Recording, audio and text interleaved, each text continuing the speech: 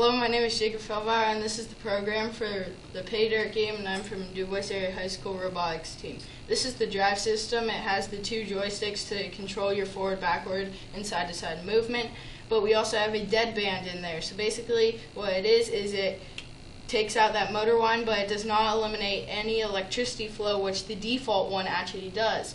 And then we have our top button here. What it does is it cuts our speed in half by taking our original value, dividing it, and then holding it with a latch function. Our middle two blocks there have what is a motor direction change. What it does is whenever you hit the button, it changes the direction of it and then holds it from either forward to backward to backward to forward.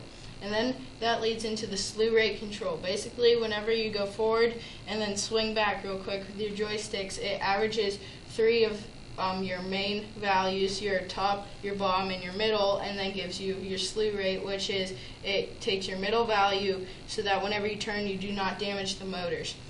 We will be talking about our Bauxite Collector and Magnetite Dumper next.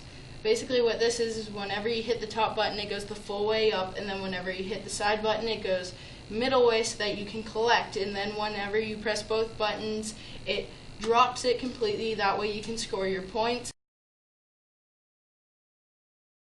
And then it converts the angle and then goes on to the servos. And then as we talk about the Magnetite Dumper, what this does is whenever you hit the top button, it will go to a positive 127, and then whenever you hit the bottom button, it starts going to a negative 127. This leads us into our lift. Whenever we hit the top button for our lift, it goes to a positive 127, but whenever we hit the bottom of our lift, it goes to a negative 127, but we cannot have our string unspool, so it has a limit switch on it, which leads into our motor. And then this is the gripper and wrist function. What we have, it allows us to go to any position that we want on the gripper and hand.